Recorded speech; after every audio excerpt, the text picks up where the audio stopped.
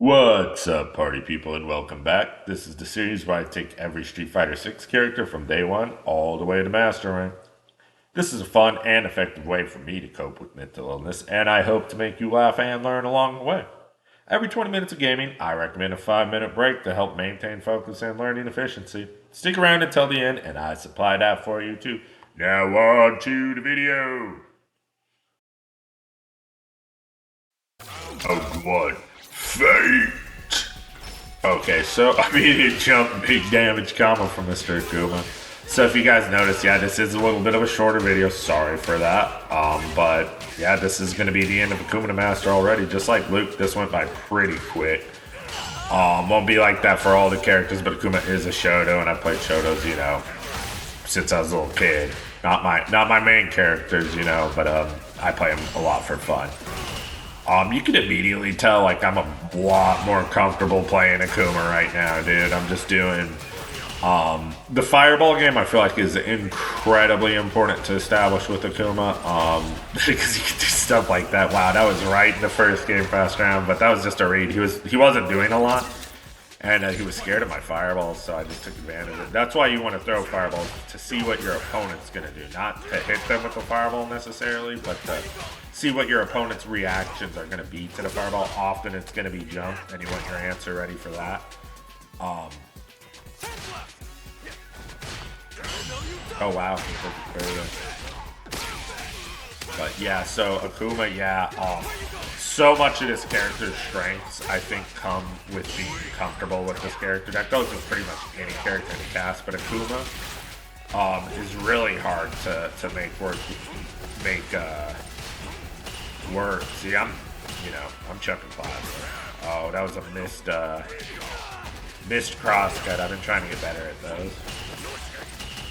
See how I'm throwing these fireballs? Oh, I just want him to jump. He jumps, and I was way too greedy there. I was much better off throwing my fireballs. Ooh, yeah. CA would have went through that and killed him, but I'm glad I didn't take the risk, because if it was blocked, I'd be in a lot of trouble going into this one. There's a good opener with the Akuma, especially after jumping at the beginning of the first round. Oh, wow, that hit. Good damage there, safe jump. Oh no, this is gonna explode him. Let's see what I do. Oh, this is gonna explode him, alright. Jeez. Normally I don't agree with this, but I like to do it in this particular situation. If it gets me 4 bars of drive gauge, then I'm kind of alright with, using all my meter if I'm going to keep 4 bars of drive gauge, because that gives me drive rush cancel off of a normal and still enough meter to react with a parry or drive impact if I need to, you know what I mean? So 4 is kind of the magic number in that regard. Technically, like 3.5 is enough, but it will burn you out with 3.5 something if you do a drive cancel into a DI or a parry. It'll burn you out, actually. The DI will burn you out after it goes up. The parry will burn you out right away. Open them up. No. Oh, wow. Mix up. Oosh. I'm getting so impatient at corner. I start out doing fine, pressuring and stuff, and then I'm just like, we ball, and I let the DI rip, and I get punished for it. Not going to be enough to, back to the fireball game. Fireball game is very effective against this dude. He's dead. He's dead. Nope. Dropped it. Pretty sure I could have killed if I didn't drop that punish combo. Oh, that's good. Interesting, that didn't work. No.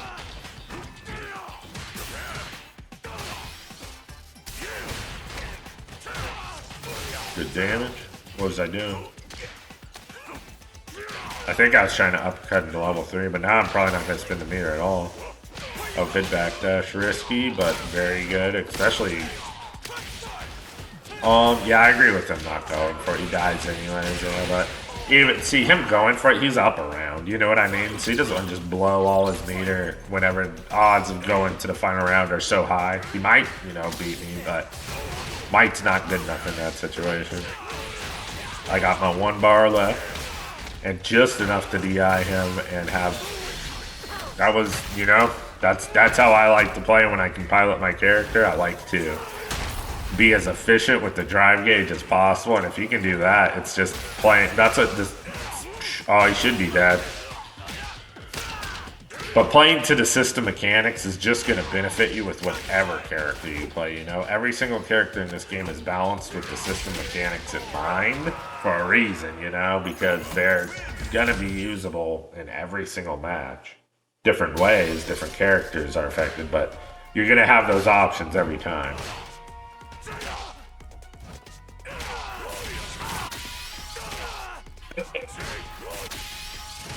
Yeah, so I ended up getting Akuma to master in this session.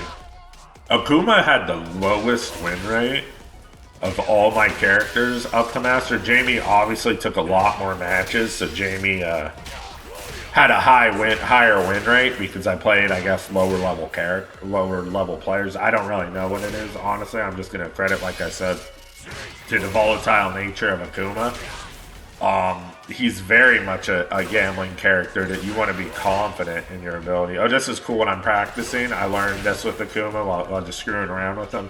He's kind of got the DJ sway. Like if you do a drive rush jab like that, you can combo a standing medium kick off of it and then get a full combo. Or you can tick throw him with it like that. Or you can stop like in the animation and do his heavy quarter circle back magma fist, and it works kind of like a DJ sway. And whenever I started learning this stuff, I'm like, this is why, you know, playing Akuma from Diamond to Master isn't really going to do him justice at all. I did play Akuma with some what do you call it, some other Master players afterwards, after I got him to Master, just because I was wanting to play him some more and have fun, and I feel like I just barely cracked him open. My Akuma range is like, right now when it ends in Master rank, he ranges like 1550 to 1600 MR Master, which I'm like, eesh, you know, it's definitely, but that's literally just playing him 2 days. So I'm considering picking this character up as my secondary to my main character. My main character is one of the characters in this game that does not need, you know, a secondary necessarily. But I think in Street Fighter 6, it's very important to play more than one character if you want to be competitive. I mean, you could, if there's only one character you like and you want to get all the LP in the world and be the #1 LP character, you know, have at it. Okay, Ryu versus Akuma. I'm still about 250 points shy of Master. This dude has the evil Ryu costume, not really, but the headband with the dark. That's the edgy Akuma, right? I mean the edgy Ryu. So I'm burnt out here, but I do have an advantage, so this is just... God, that was risky. I don't think actually that... oh my god. Oh my god. I think drive reverse is actually really strong when your opponent's burnt out because I don't think they can punish it, you know? This is, yeah, okay, so he's not doing too hot. Oh, and he's playing...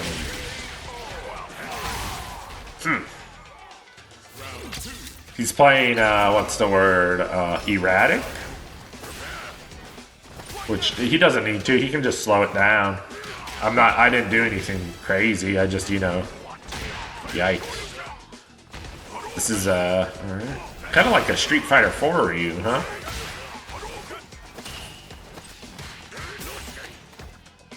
There's the throw. Oh, I still have meter. That's what I said. Being efficient with that is very important. Also, if you guys haven't checked out the How To Day 1 guide, I highly recommend you do. He's letting me get drive gauge back. That's the only reason why I'm doing this. It's just because Akuma with drive gauge is so much more dangerous than Akuma without it. But yeah, check out the How to Day 1 Akuma guide. I go over 4 basic core concept fundamentals, and I go over one of them being a game plan. We talked about top tier characters in the last one, and I always say it doesn't matter what character you play, but you got to have a game plan, especially if you want to get to Master Rank. Because if you have any semblance of a game plan together at all, and your opponent has none, then that immediately puts you at an advantage to win the game. That's, you know, that was basically what we just watched fighting this guy. I bet this guy one and done's me because, yeah, I was going to say, obviously. Because he didn't want to play, you know, he doesn't have a game plan. He doesn't, you know, if you have a game plan, you'll rematch everyone because you just want to get your game plan better, tighter, stronger, and that's how you improve. You know what I mean? But if you're playing without a game plan, you're just going to get frustrated. That's also, I say, the 20 and 5 rule. I say that at the beginning of every video for a reason. After you play 20 minutes again, take a 5-minute break. Get up, stretch, drink some water. Do anything. I supply breaks for you at these end of these videos for you to listen to while you're drinking water and stretching. It's so important for you to that's you know why I'm never worried whenever I'm climbing with these characters, because I can see the progress in real time, not even watching these videos. Watching these videos is a lot of fun to see the progress from day one to whenever I master rank the character. You know, it's night and day, even with someone like Akuma, who I played for 2 days and got to master rank. You know what I mean? It's just, you know, force yourself to take that 20-minute session, take a 5-minute break. There's a reason why these videos are as long as they are. You know what I mean? I play for 20 minutes, I pop off. Okay, we got the boss fight, Akuma mirror match. This man is a master rank. He is 1270 MR. I remember fighting him and I was like surprised that he was 1270 MR. I don't know what the deal is, because he felt better than that. But we'll just watch the match and we'll see, because yeah, it's the first time I've really played anyone that low MR. I think maybe with Jamie I fought a Ken who was low MR. I don't remember.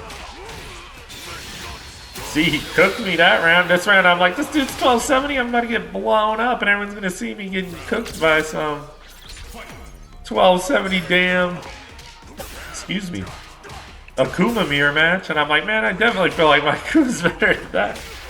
But he cooked me that round. But at the same time, I'm like, oh, this is the Akuma mirror match, though. I have the same power, you know? All it takes is one hit. And that's the other thing. I'm playing the player a lot more in this situation. He should just go. Ouch. Great combo. So I'm dead now. Interesting, but you gotta take those risks, especially in that situation. It's either stand there and let him kill me, which he just did. So yeah, this dude exploded me, but I'm sitting there thinking, and I'm like, wait a minute, you know, I just got, you know, I'm Akuma, he's Akuma Matata, you know. I'm just gonna, that's what, immediately, I'm like, dude, I'm not even gonna stress that at all. That's just the nature of Street Fighter 6 right there, you know. I'm Akuma, he's Akuma. It's a gambling character, you know. That's why my win rate with Akuma was lower than with any other character.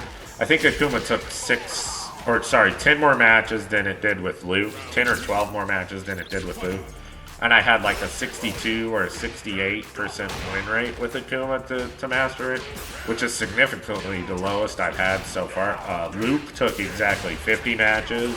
I won 40 of the 50 matches and got the master with an 80% win rate, you know? Jamie, I had an 80% win rate, but with a lot, like something like 120 matches, 127 matches, something like that. Akuma took like 62, between 62 and 68 matches, something like that. And, yeah, it, definitely just, the first couple sessions, day one was the hardest for sure. I lost a lot in day one. Ooh. Nice. So that gets us master rank, but obviously I'm going to run it back with this guy because I know I can beat him. Even if I didn't know I could beat him, I'd still run it back. You know, I like playing out the sets. I think it's the best way to learn the game and get better. Great uppercut there. Oh, risky. But, you know, you got to take risk with the Akuma. That one was huge. I should have done more damage. But, you know, you just have to take risk with this character. And it leads to a lot of unfavorable scenarios and matches. And that was cool. what have you, you know what I mean? But once you, that's why I say like Kawano, I feel like is the closest to tapping the potential because he's the closest to playing this character perfectly.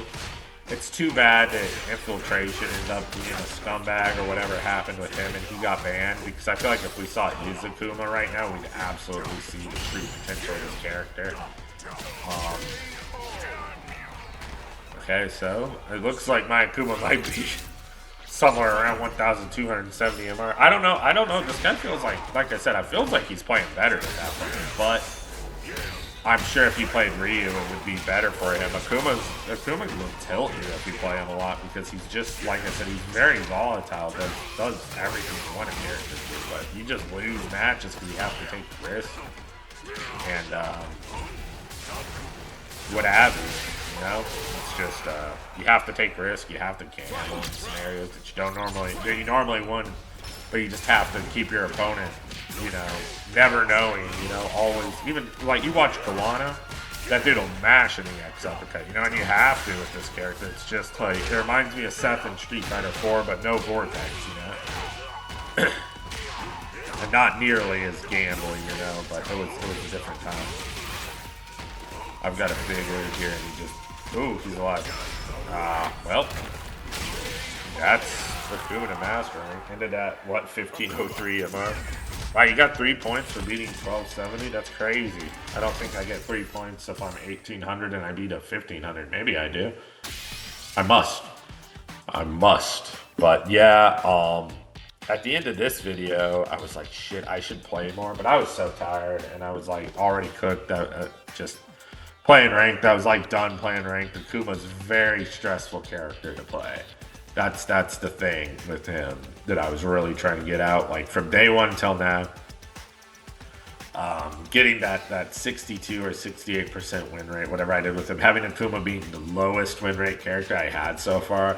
I just, whenever I went into this, I was not expecting that in the slightest. I was thinking like it was going to be Luke all over again, and I just, win with my eyes closed, pressing one button half the time. It was not that way. Akuma's an incredibly stressful character to play because, like, yeah, if you fight a Zangief and you eat one EXSPD, that's normal. Like, that percentage of health you lose is like what you'd lose off of like a level two, 3 drive bar combo from a regular character. You know what I mean? It's just crazy, and it just puts you in this, like I said, it's a high stress environment playing this character that you won't get from playing another Shoto. But man, is he fun, dude. The more you play him, the more you want to play him because he just has so much to unpack. This is a character you can absolutely play any way you want, any way that fits you personally, comfortably. His drive rush is kind of meh. That's really the only thing that surprises me about the character. His drive rush jab is really the only good option out of drive rush he has. Fierce punch is all right, but the drive rush jab is really what you want to go to. It's a good button out of drive rush. I don't know if it has different properties or what, but it's just good. Sets you up for the regular, tick throw, combo, punish situation. But it also shimmies into that quarter back, quarter circle back, heavy punch, magma fist, which you can do like DJ Sway kind of, which is crazy. But when it works, it's so much damage and so cool. I think you saw it in 1 or 2 matches. I managed to pull it off, but let me get together a 5 minute break. Those are pretty much so my thoughts on Akuma at the end. Yeah, like I said, this is a very stressful character to play, but very rewarding, very fun, especially if you're playing this game not to be, a tournament winner. If you're playing this game, you want to get good, you want to play to have fun, whatever. Kuma's a fine pick. Akuma's a great pick. You know what I mean? Sucks he's behind the paywall in this game. Would be cool if it was like back in the day where you could just unlock him if they gave us Akuma, and you could just unlock him playing like very hard mode on a computer or something. But whatever. It's a new time. I shelled out the money for him. I play this game enough that I think it's worth it. Uh, Character's a blast. Let me get a 5 minute break together. I'm gonna play more Akuma without a doubt. Akuma's the first one out of Luke, Jamie, and Akuma that I'm like, nah, I want to go in there and play more Akuma. Even though I got other characters coming up, especially Terry. I want to try getting the Terry Bogard one together as soon as he comes out. Play with all the other Terrys. That'll be a blast. I'll probably lose a bunch, but I love that character, Terry Bogard, and I'm looking forward to seeing him in this game. Hold on, if I remember. Oh man, yeah, that was a lot of fun. So yeah, it is interesting. I'm gonna do another Edgar Allan Poe reading. I'm probably gonna do poetry reading or some sort of reading like that, literature reading, for the end of all these series. Because just like Street Fighter and how I make these videos for fun and to try to get more people into or more people who are into Street Fighter enjoying it more. There's a couple people I've inspired to play already. Not a lot, but literally a couple. But just two people. Sweet. It's cool. I'm totally down for that. If I help two people, that's just awesome. You know what I mean? That's more than I expected going into this. So yeah, I'll do poetry readings. But yeah, I like to talk about not that I like to talk about, but yeah, if you wonder about more of the depression thing, what it's like for me going through depression, check out and to start here, I added is depressed gamer actually depressed clip video. So check that out if you're wondering more about it. But yeah, if you listen, I just bring that up because the Jamie episode, the ending, I was on a low. I was in a low point. It just happens though. It comes in waves. And today I'm feeling great. So I just want to tell everyone, you take the good with the bad and you keep on, you roll with the punches, and there's always going to be lows. Sorry, it's the world we live in. There's just always going to be lows, but there's always going to be highs too. So you take what you get, and you smile and you just enjoy life those days that you can. And just remember those days that you're down in the dump. Everything, nothing is permanent. Everything changes. Everything changes. If there's one law of the universe, everything changes. So whatever you're feeling right now, if you're feeling down, it's not permanent. So poetry reading today. We're hammering down some more Edgar Allan Poe. I'll probably change it up for the next character. But yeah, I just, if you haven't checked out Edgar Allan Poe, I can't recommend his work enough. That's why I keep preaching him and keep putting his poetry in these videos. Virginia Woolf in there too, of course, because Virginia Woolf's just sheesh, some great writing in that one. Anyways, so yeah, this is Edgar Allan Poe. This is The Lake 2. In spring of youth, it was my lot to haunt of the wide earth a spot, the which I could not love the less, so lovely was the loneliness of a wild lake with black rock bound, and the tall pines that towered around. But when the night had thrown her paw upon the spot, as upon all, and the mystic wind went by, murmuring in melody, then I would awake to the terror of the lone lake. Yet that terror was not fright, but a tremulous delight, a feeling not the jeweled mind could teach or bribe me to define, nor love, although the love were thine. Death was in that poisonous wave, and in its gulf a fitting grave. For him who thence could solace bring to his lone imagining, whose solitary soul could make an Eden of that dim lake. Ooh, Akuma, that's another one in the pocket. That was our third character to master. We'll be doing every single character. Looking forward to Terry. Probably going to try to squeeze another character in between Terry. If I can't finish the character, I'm just going to hop onto Terry and get Terry to master. Sorry, guys. I'm excited to play that character. I love Terry Bogard, so I'm really looking forward to playing him.